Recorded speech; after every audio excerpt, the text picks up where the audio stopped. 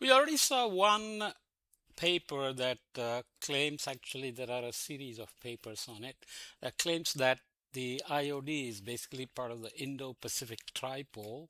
And when you look carefully at the IOD itself, the eastern pole, if it's a dipole, eastern pole actually extends into the maritime continent and the western Pacific as if it's part of the Indo-Pacific warm pool. Okay. With that, there are other papers which find relations between IOD and El Nino. We'll look at two papers just as examples. This one claims there is a boosting effect of strong western pole of the Indian Ocean dipole on the decay of El Nino events. So if you think about the Walker cell, the perturbations over the Indian Ocean, you have the Indian Ocean half of the Walker cell. There's a Pacific Walker cell, which is what we talk most about during an El Nino. And there is a western half of that dipole, as we said before already. So what is that doing? It's all about heat sources and cause and effect. You have to just figure out for yourself, but this paper tries to explain some of that. The Indian Ocean basin mode is believed to favor the decay of El Nino via modulating the zonal wind anomalies in the western equatorial Pacific, while the contribution of the Indian Ocean dipole mode to the following years El Nino remains highly controversial. So after an El Nino is over, the following spring. So El Nino evolves during 1 year like 2026. It's evolving. It's going to decay in 2027. When it's decaying, the Indian Ocean experiences a warming monopole, which is referred to as the Indian Ocean basin mode. So generally people have argued there is the Indian Ocean capacitor idea, which is, argued to feed back into the Pacific, North Pacific. All kinds of nice explanations and correlations have been found. Model experiments have been done. But what does the IOD itself do? The strong western pole of a positive IOD leads to a strong IOB pattern peaking in the late winter earlier than normal, enhancing local convection and causing anomalous rising motions over the tropical Indian Ocean and sinking motion over the western tropical Pacific. You can think of as the anomalous half of the Walker cell on the western side. The surface equatorial easterly wind anomalies on the western flank of the sinking motions simulate oceanic equatorial upwelling Kelvin waves which shoal the thermocline in the eastern equatorial Pacific and rapidly terminate the equatorial warming during El Nino. However, a weak western pole of the IOD induces a weak IOB mode that peaks in late spring, and the above mentioned cross basin physical processes do not occur. So the basin mode is actually not uniformly warm over the Indian Ocean. The western half can be stronger. That's what they call the strong western dipole, western pole. So western pole of the Indian Ocean dipole, and when it's strong, it does something on the eastern western Pacific into the eastern Pacific via Kelvin waves, whereas if the western pole of the Indian Ocean dipole is weak, then this effect doesn't work. Just keep that in mind, and then there are some figures. This is the monthly evolution of the Niño 3.4 index for all El Niños. So here it is all El Niños in purple. They have 25 events. The number of samples is always an issue. So this is Niño 3.4 index. These are times going from January of year 0 when the El Nino occurs. It peaks in December, January, February. So January 1, February 1, and then it decays away in year 1.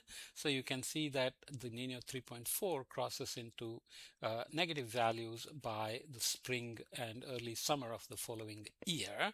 That's for all El Niños if you make a composite. But there are fast decaying El Niños where you have 15 samples in the study period. We don't even have to worry about the study period. It's a historic analysis. So here you can see that the peak happens around the same time, but there is a rapid decay into negative values by early spring of the following year, whereas the slow decaying El Niños, which are 10 samples in this study.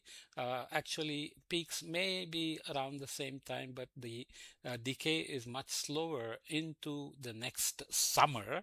And you can see there are obviously variations around it because the internal variability of the El Niños is large, and there isn't always an IOD associated with El Niños. So we have to keep on worrying about whether IODs are independent, whether they co-occur with El Nino, whether they don't, and so on.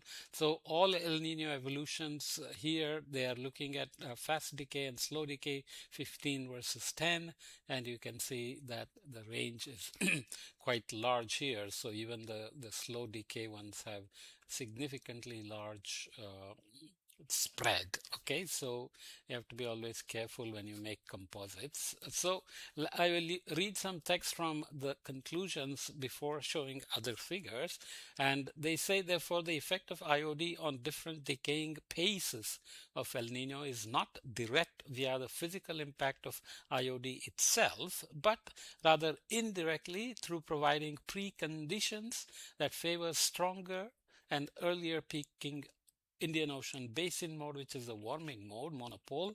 Combined effect of the IOD and IOB has been recognized previously. Izumo et al., which we will look next, emphasized that the abrupt demise of the IOD eastern pole was conducive to the faster development of the surface easterly wind anomalies induced by the Indian Ocean basin mode warming over the western equatorial Pacific.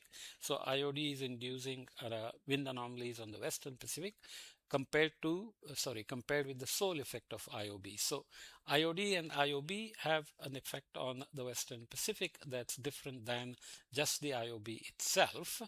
Ha et al. Also suggested that the faster IOD decay and the subsequent predominant IOB basin mode contributed to the rapid termination of El Nino. However, our analysis indicates that IOD patterns in fast decaying and slow decaying El Nino events display almost simultaneous transition paces towards the IOB.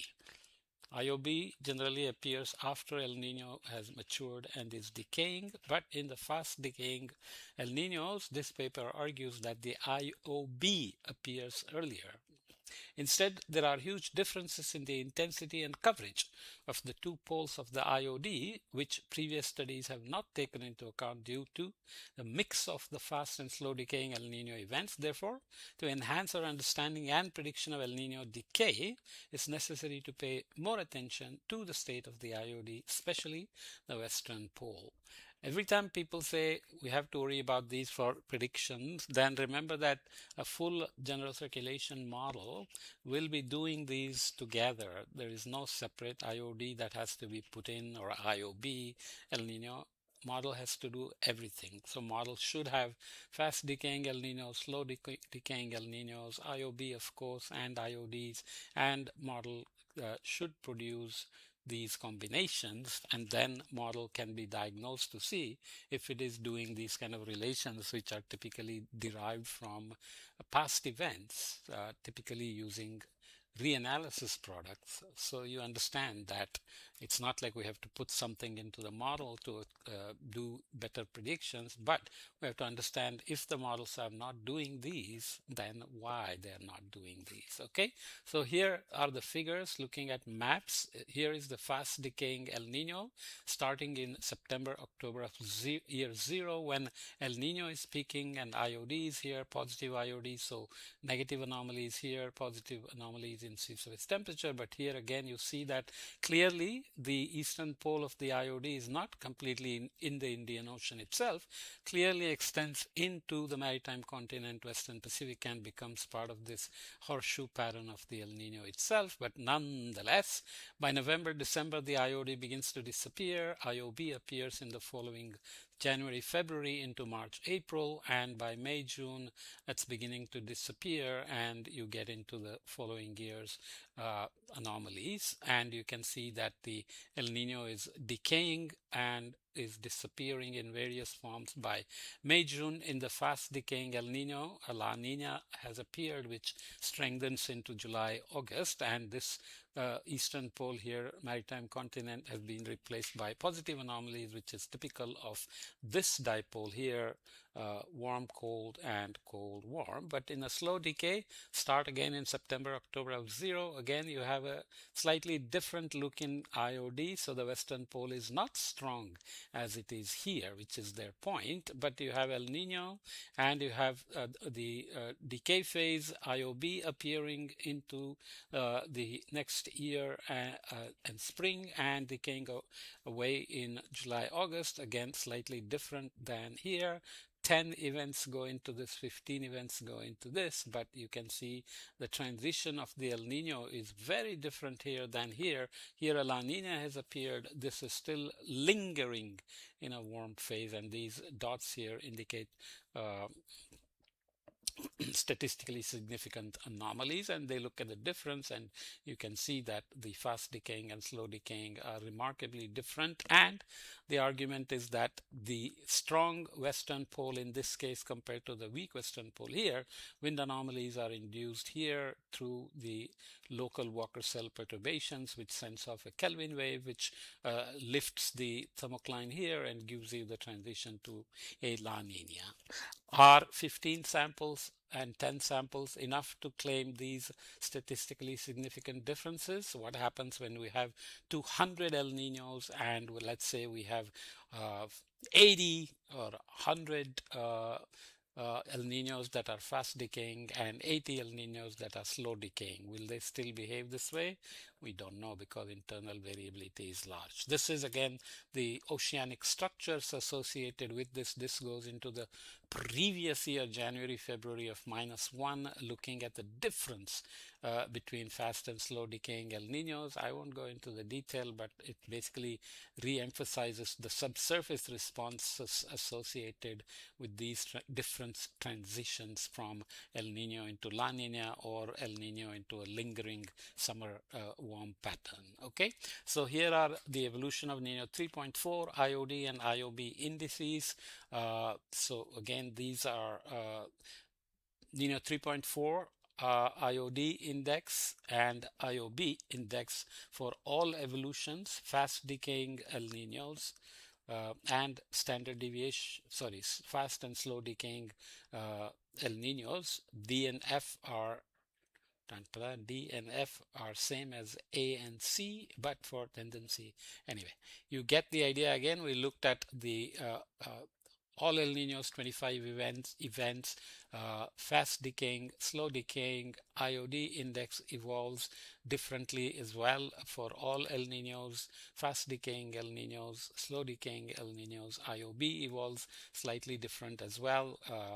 You can see that there is a fast transition of IOD into IOB here, and this is a slower transition into the following years, and then these are the tendencies.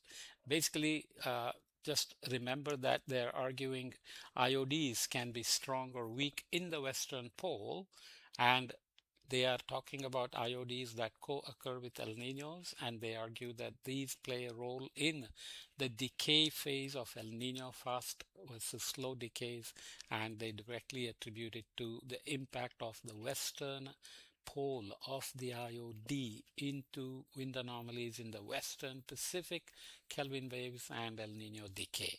We'll come back and look at another paper which argues some other point, also equally convincingly, about how IOD plays a role in El Ninos. Okay.